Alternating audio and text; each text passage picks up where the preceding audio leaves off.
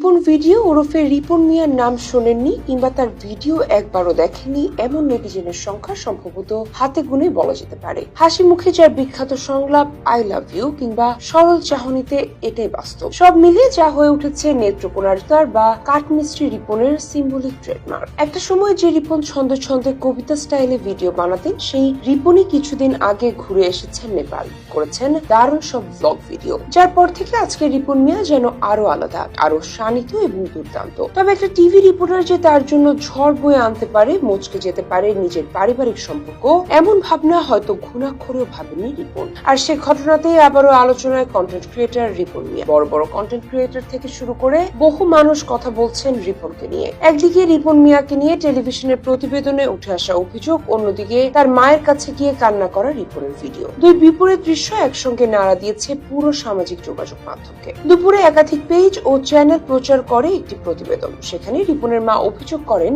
খুব কষ্ট করে মানুষ করছি, কিন্তু এখন পরিচয় দেয় না, আমরা গরিব। পরিচয় দিলে যদি ওর মান সম্মান না থাকে। খবরে বলা হয়, জনপ্রিয়তার চূড়ায় ওঠা রিপন এখন বাবা মার সঙ্গে থাকেন না, আলাদা পাকা বাড়িতে স্ত্রী সন্তান নিয়ে থাকেন, কিন্তু মা বাবাকে ভরণ পোষণ দেন না। এমন সংবাদ প্রচারের পরে সামাজিক যোগাযোগ মাধ্যমে শুরু হয় তীব্র সমালোচনা। কেউ লিখেছেন, খ্যাতি মানুষকে মানুষ থাকতে দেয় না। আবার কেউ মন্তব্য করেছেন, মায়ের কষ্টের কান্না শুনে রিপনের ভিডিও দেখা যায় না। রিপন মিয়া মাকে জড়িয়ে ধরে কাঁদছেন, আঞ্চলিক টানে কথা বলতে শোনা যায়, তোমারে দেখি না আমি, আব্বারে দেখি না আমি, তুমি এটা কি করলা, আমার জীবনটা শেষ করলা, তোমারে দেখি না আমি। এরপর ছেলের কান্নায় কেঁদে উঠলেন মা। এই সমালোচনার মাঝেই 14 অক্টোবর রাতেই ছড়িয়ে পড়ে এক নতুন ভিডিও। সেখানে দেখা যায় রিপন মিয়া মাকে জড়িয়ে ধরে কাঁদছেন। ভিডিওটি প্রকাশের পরে পরিস্থিতি পাল্টাতে শুরু করে। যারা সমালোচনা করছিলেন তাদের অনেকেই লিখেছেন, মা ছেলের সম্পর্ক সবচেয়ে পবিত্র, সাময়িক ভুল বোঝাবুঝি মিটে যায়। এ বিষয়ে গণমাধ্যমে রিপন জানান, এই ঘটনা নিয়ে কথা বলার মানসিক অবস্থায় তিনি নেই, তবে খুব তাড়াতাড়ি সব প্রশ্নের উত্তর তিনি দেবেন। তিনি বলেন, আমি আমার পরিবারকে সবসময় দেখে এসেছি,